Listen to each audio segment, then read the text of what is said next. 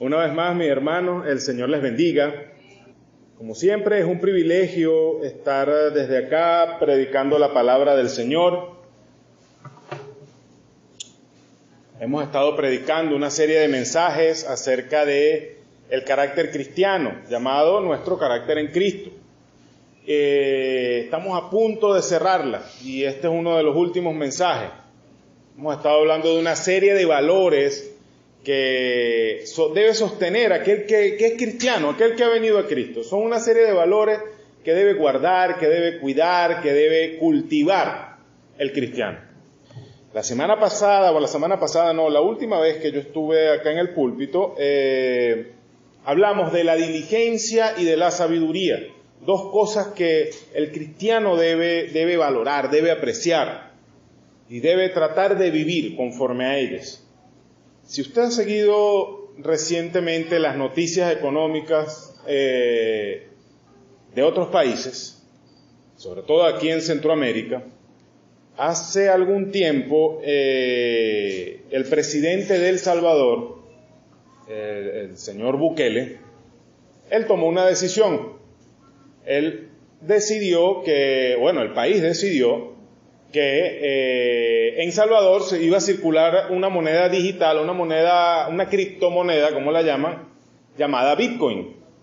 Y sin querer ponerme aquí muy técnico y explicativo, porque la verdad yo no sé mucho del asunto tampoco, el hombre compró una cantidad de Bitcoin, como comprar una cantidad de dólares, pero compró una cantidad de Bitcoin.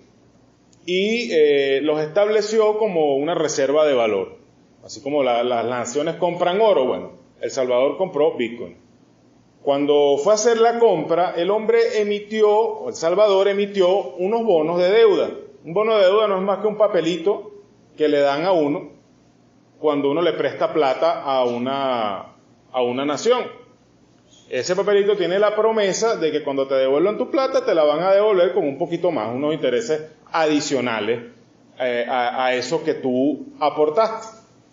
Muy bien, todos los que se involucraron en esta compra de bonos le dieron esa plata a El Salvador. El Salvador compró las monedas digitales y oye, qué avanzado, qué bueno, tremenda decisión, todo se veía bonito.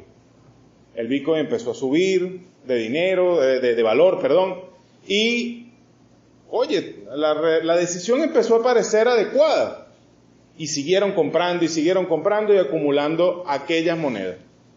En mayo de este año, los valores de las criptomonedas se fueron al piso, porque luego de 2 años en una situación de crisis y de caos, finalmente la economía mundial, empezando por la estadounidense, empezó a reflejar la realidad. Estamos en este momento en una situación de recesión, inflación elevada, tuvieron que subir tasas de interés, un montón de cosas empezaron a cambiar y eso espichó el precio del Bitcoin.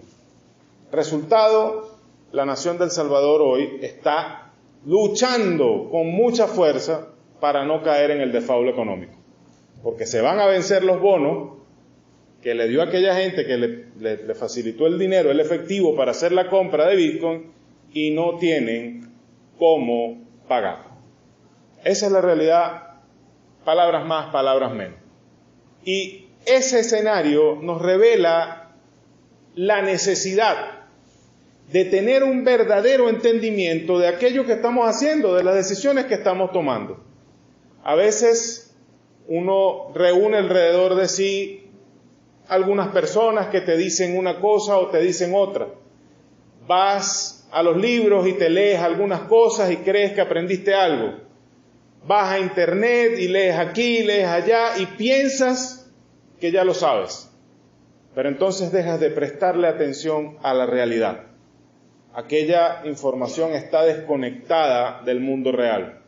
Porque cuando en tu cabeza, vamos a dar el caso nuevamente de El Salvador, están creciendo los símbolos de dólar y los ojos se te ponen así, la realidad es que en el mundo está pasando otra cosa distinta. Gente muriéndose por una enfermedad, economías cerradas, bloqueadas, embargos roturas en las cadenas de abastecimiento, escasez de algunos productos en el mundo, y no es el momento para tomar las decisiones arriesgadas. hay una desconexión entre la información que tienes y la realidad que vives. La pregunta para nosotros hoy es ¿cómo estamos viviendo nosotros?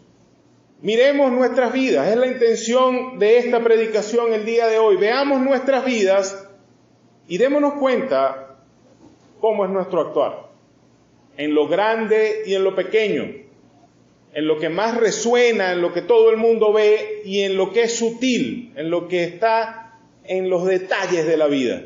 Estamos siendo impulsivos, estamos siendo insensatos en nuestras acciones cotidianas, en nuestras decisiones que tomamos. Hoy vamos a estar hablando de la voluntad de Dios. Y sé que a lo mejor eso no encaja del todo en lo que es la definición de un valor del carácter, pero es algo que un cristiano debe atesorar, buscar y sobre todo afinar su vida con respecto a la voluntad de Dios. En el mensaje anterior hablábamos justamente de que estamos llamados a vivir como sabios, aprovechando la oportunidad que el Señor nos ha dado a nosotros y que ningún otro en ningún tiempo ha tenido una oportunidad como la que tenemos nosotros de vivir como sabios. Ahora, aquí vamos a un punto más práctico. ¿Cómo lo hacemos? Pablo dice en el verso 17, por tanto, no sean insensatos, sino entendidos de cuál es la voluntad del Señor. No sean insensatos, sino entendidos de cuál es la voluntad del Señor. Veamos primeramente al insensato. Podemos decir, y quiero que lleguemos a esa conclusión juntos, que el insensato vive como necio. De hecho, son palabras que son sinónimos. El insensato, según lo que encontramos en la Escritura, la palabra que lo define, habla de una persona que no razona, no sabe razonar.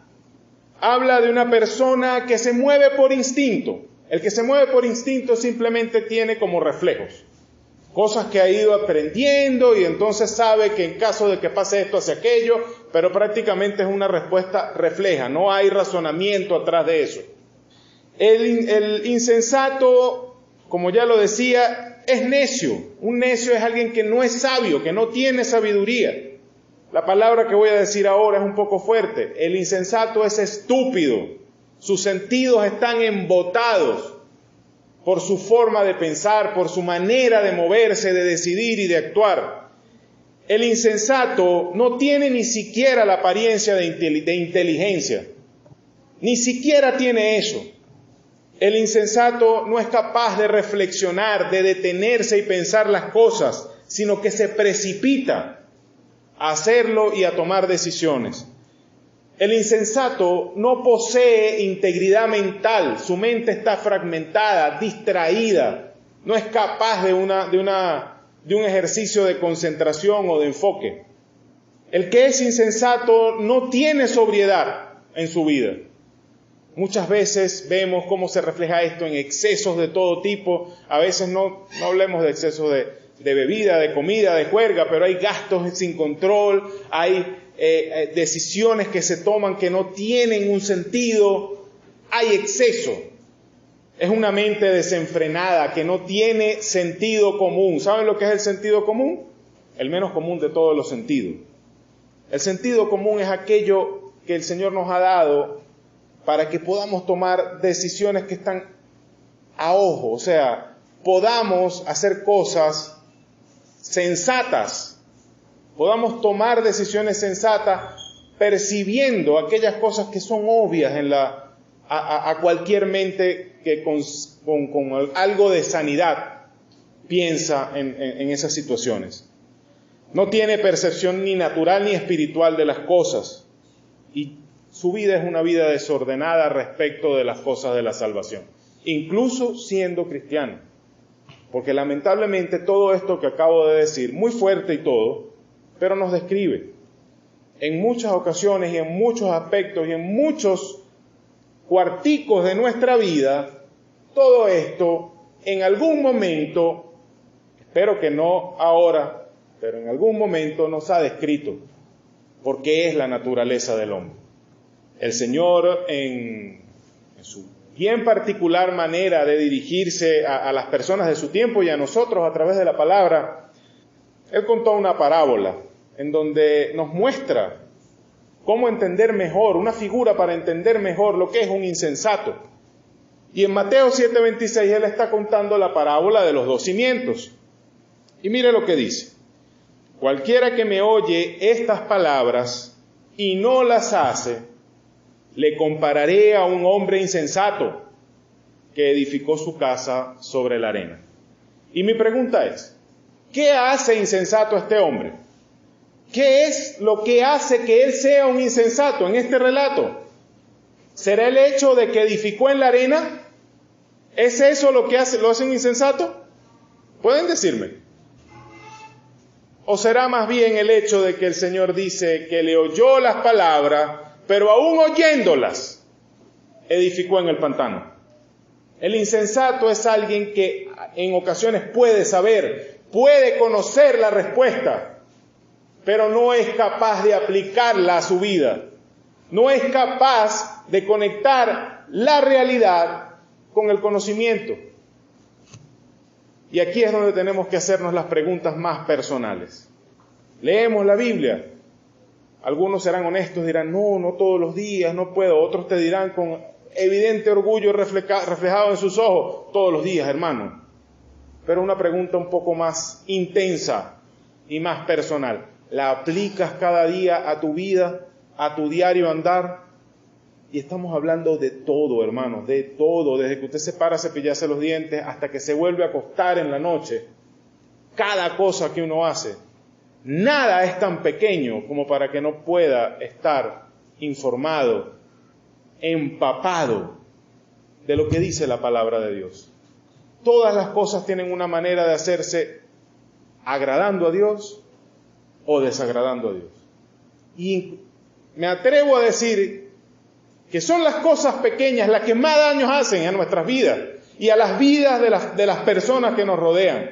Son los detalles, son las palabras que soltamos casi al desliz, son los comportamientos, los compromisos que rompemos que nos parecen mínimos, son los que dejan agujeros más grandes en los corazones, son los que dejan consecuencias más terribles en nuestras vidas. Repito que estoy hablando de nosotros, de los que estamos hoy aquí, de los que están hoy en una iglesia adorando al Señor. En muchas ocasiones somos insensatos. Conocemos el Evangelio.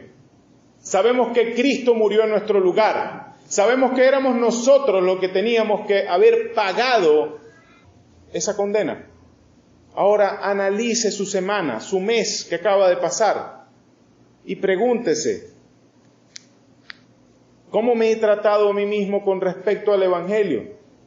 ¿Me he levantado normas de conducta alrededor de mí pensando que me van a guardar del pecado? No hagas esto, no comas aquello, no te vistas así, no vayas por allá, no le hables a este, no pongas ese canal de televisión, esa emisora de radio, no.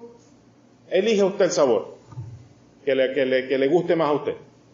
Hemos sido así, y peor aún, hemos levantado estas cercas, estas espadas, estas pullas, estos pinchos en contra de los que están en nuestra casa, no necesariamente poniéndole normas, sino tratando las situaciones cotidianas de nuestro hogar con esa rudeza, con esa aspereza de supuestos jueces que a veces adquirimos para tratar nuestros problemas.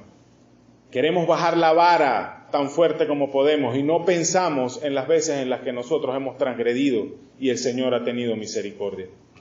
Eso es insensatez, porque sabemos que Cristo padeció por nosotros. Ahora, ¿será que nos estamos yendo al otro extremo? ¿Será que en nuestra vida, en nuestro hogar, estamos siendo unos liberales? Un libertinaje, hagan lo que quieran, hagamos nosotros como queramos, yo sé que la gracia de Cristo me cubre, la sangre de Cristo cubre mi casa, Él perdona todo, y vivimos como nos da la gana, sin ningún tipo de cuidado, sin ningún tipo de piedad. ¿Hacemos lo mismo con nuestros hijos? Somos insensatos si lo hacemos, porque si bien la palabra habla de gracia, Si bien la palabra nos da misericordia, también es una realidad que en la palabra está la verdad de Dios. Y como verdad absoluta que es, definida por un ser absoluto, es capaz de decirnos lo que está bien y lo que está mal. Y de decirnos también que cuando estamos en pecado habrá consecuencias. No estoy hablando de que Dios te va a castigar y va a abrir el cielo y te va a lanzar una lluvia de azufre porque pecaste, porque te resbalaste en algún punto. Pero el pecado tiene consecuencias difíciles y duras. En estos días hablaba con mi esposa al respecto de este mensaje. Y yo me preguntaba, ¿está bien? Y ojo, que lo que voy a decir lo estoy diciendo desde el punto de vista de un padre, o de alguien que no es padre, mejor dicho. De alguien que no es padre, pero que tiene unas convicciones, o tenía unas convicciones muy duras con respecto a este tema del que voy a hablar. ¿Qué hacer con un tema, por ejemplo, como la intimidad física con nuestros jóvenes? Aquí hay niños muchísimos, pero también hay algunos que están creciendo, que ya están pasando de una etapa a la siguiente. ¿Qué harás con eso? Está bien decirle, mira, no lo hagas, no entregues tu integridad física, llamémosla así, por un amor pasajero. No tomes esa decisión, estás muy joven para eso. Te falta mucho caminar para poder hacer eso. Y nos quedamos allí. Y a veces, yo a lo mejor ahorita lo estoy diciendo con mucha suavidad, pero ¿será que decimos más bien a veces, se te ocurre venirme con una barriga, o te vienes aquí con una muchacha, con un niño, y te me vas? Y ponemos aquella reja de acero en la vida de nuestros hijos. Entonces, cuando sucede, cuando toman una decisión estúpida, porque si hay algo que es cierto, es que vamos a tomar malas decisiones, sobre todo cuando no estamos caminando del todo de la mano del Señor. ¿Qué hace el muchacho? ¿Va con el verdugo que tiene en la casa o va con el verdugo que está esperándolo en la calle para terminarlo de rematar? Es una cuestión para pensar, hermano, porque ciertamente si eso sucede es un pecado y debe tener consecuencias que Dios mismo va a ir trayendo, va a ir permitiendo en la vida de la persona para que crezca y para que entienda qué fue lo que hizo. Pero ¿no sería mejor decirle, hijo, hija, guárdate de eso? No te conviene. Sobre todo no hacerlo una vez, sino hacerlo con una vida de ejemplo, de lectura de la palabra, de oración, de devoción a Dios, enseñándole desde la Biblia. Decirle eso, no hagas eso. Eso no es para ti ahorita. Todo eso tendrá su momento. Un momento que la Biblia explica muy bien. Pero además decirle, si te llegas a equivocar, si tomas una decisión, habla conmigo. Habla conmigo. Y por la misericordia de Dios, vemos qué vamos a hacer. Después entonces encontramos casos de muchachas que se han tomado píldoras, que han sido destruidas por médicos a veces inescrupulosos, porque tienen terror de venir a su casa y decir, me equivoqué. Decir, mamá, papá, tú tenías razón. No sé qué hacer. Lo peor es que los verdugos no nos acordamos de que un día vinimos a nuestro Padre a sí mismo. Dios, me equivoqué, fallé, mi vida está destrozada, no sé qué hacer, ayúdame. Hermanos, la sensatez está en todo. Esto solo es un ejemplo. ¿Cómo nos estamos comportando en nuestra casa, en nuestras familias, en nuestra vida? ¿Cómo es nuestra vida delante de aquellos que nos miran? ¿Nuestra vida, nuestras acciones reflejan el Evangelio o no lo reflejan? Es bueno que nos preguntemos esto. La segunda parte del verso tenemos al apóstol Pablo diciendo, entendidos de la voluntad del Señor. Es un contraste, dice, no sean insensatos, sino sean entendidos de la voluntad de Dios, de cuál sea la voluntad del Señor. Eso dice exactamente el texto. Alguien entendido no es más que alguien que es capaz de convertir el conocimiento lo que ha aprendido en sabiduría. La sabiduría no es más que el conocimiento aplicado a la vida. Es alguien que no solamente es docto en un tema, sino que es diestro aplicando eso a la realidad. Alguien entendido, podríamos llamarlo un perito, como dice Pablo. Yo, perito arquitecto que puse el fundamento, un perito, alguien que tiene experiencia, experticia en aquello que hace. Es capaz de conectar la percepción, lo que ve, lo que oye, lo que siente, con la cosa que percibió. Es capaz de ver, por ejemplo, aquella puerta y supongamos que tiene el vidrio roto. Es capaz de verlo y conectar aquello con la utilidad que tiene la puerta, con el tráfico que puede haber por esa puerta. Inmediatamente puede darse cuenta de que hay un peligro y sabe que necesita hacer algo. No se queda en el saber, sino que hace, va más allá, aplica lo que aprende a su vida. Es aquel que logra, su mente logra unir la información con la situación. No solamente sabe algo, sino que sabe conectarlo con una situación práctica específica. Discierne un curso de acción en medio de determinadas circunstancias. Vamos a hacer esto. Bueno, mira, lo que está pasando es esto. No, yo creo que lo correcto es que vayamos por aquí y lo hagamos de esta manera. Y el Señor en la misma parábola en Mateo 7 nos da también un ejemplo de una persona entendida. Lo llaman en la parábola prudente. Mateo 7:24 dice: cualquiera pues que me oye estas palabras y las hace, le compararé a un hombre prudente que edificó su casa sobre la roca. Y volvemos a lo mismo. ¿Qué hace prudente este hombre? ¿Que edificó sobre la roca? ¿O que escuchó y dijo, esto es lo que tengo que hacer? Y fue y edificó en la roca. El hombre entendido es aquel que escucha la verdad, escucha la palabra, aprende la voluntad del Señor y no se la deja en la cabeza, sino que la vive y procura vivirla a cada momento. Se horroriza al darse cuenta que llega un punto en el que a lo mejor algo se le escapó y no lo hizo bien. Cae de rodillas y le pide perdón a Dios. Señor, perdóname, ayúdame a hacerlo mejor. No lo vi. El hombre entendido sabe y aplica. Y vuelve la pregunta: ¿aplicamos verdaderamente la palabra de Dios a nuestras vidas? ¿Encuentran la gracia y la verdad de Cristo expresión en nuestras relaciones, en nuestras vidas, en nuestras acciones? Nosotros tenemos que vivir vidas que hablen de Cristo. No se trata solamente de lo que hago, de cómo me comporto, porque eso es externo, hermano. Se lo dice a alguien que sabe cómo cumplir normas, cómo aparentar cosas. Alguien que sabe cómo adecuarse a los requisitos de una autoridad. Años trabajando en oficinas, debajo de jefes, y años simplemente diciendo, sí, estoy de acuerdo, cuando por dentro no. Es muy fácil adecuar la conducta, el carácter que la gente ve, mientras el corazón por dentro se está pudriendo.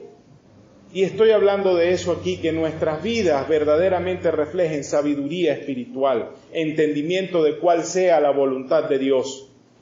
El valor aquí, fíjense que no está en la mente de la persona, el valor está en el valor que esa mente le da a la voluntad de Dios.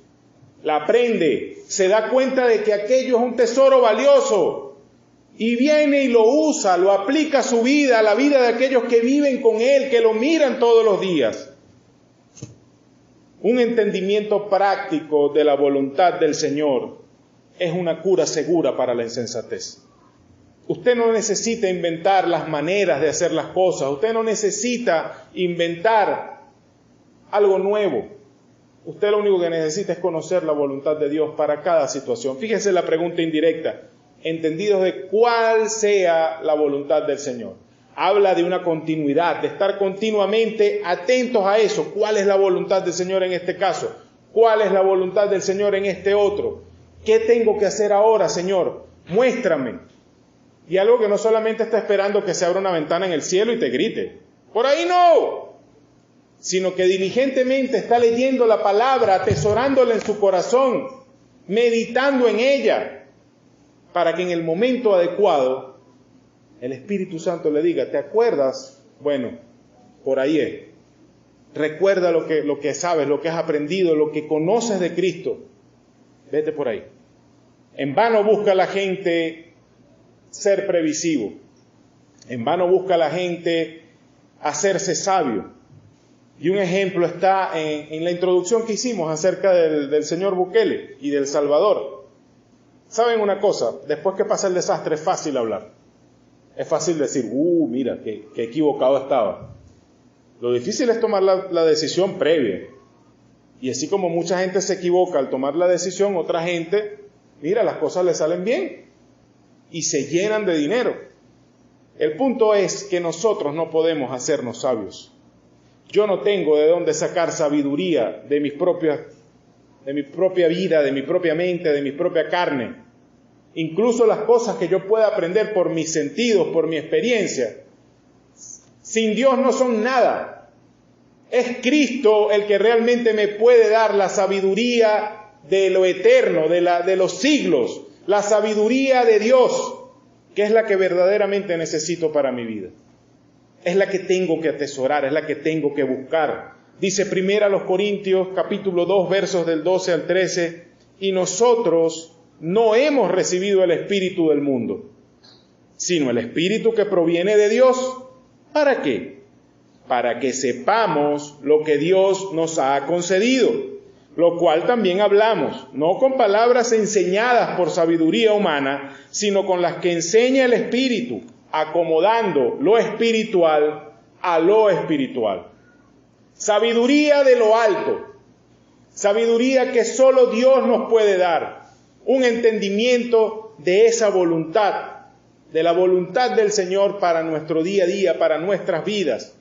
No actuar precipitadamente, meditar en la voluntad de Dios día con día.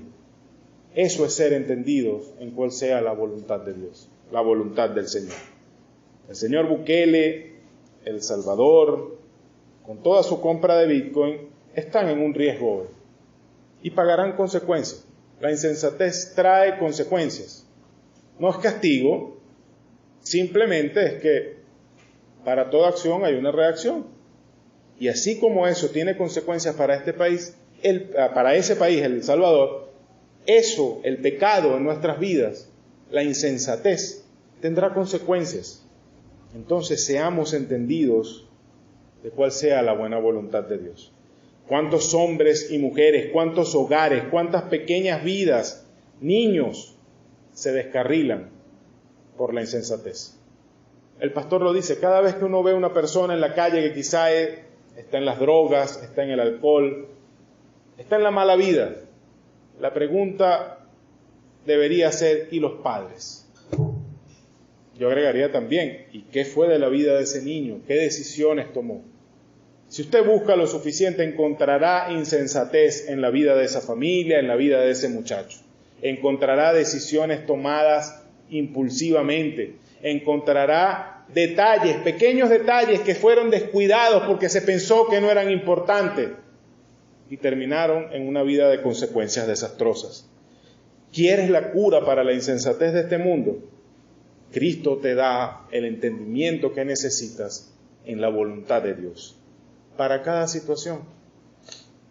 Cada uno de nosotros, hermanos, tenemos un tesoro en la palabra y en el Espíritu de Dios. En Cristo mismo, Él nos ha dado sabiduría para cada situación. Él nos ha dado sabiduría para actuar conforme a su voluntad.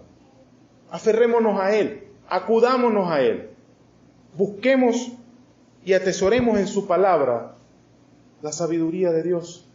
Busquémosla en oración, pongamos nuestro corazón y nuestras situaciones difíciles delante de Él.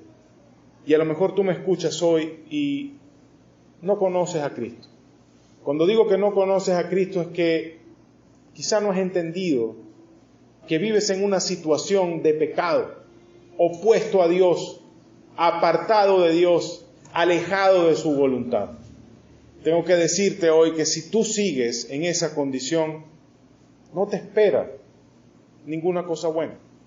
Lo que te espera es el resultado de esa insensatez. Pero si tú hoy reconoces que eres pecador y que tu vida necesita cambiar, que tu vida necesita de Cristo, y pones tu vida en fe en las manos de Cristo, el Salvador, Él te va a transformar. Y no solamente te va a transformar, sino que te va a dar todo aquello que tú necesitas para vivir piadosamente, incluido un entendimiento práctico de su voluntad. Que el Señor te guíe hoy a buscarle. Vamos a orar.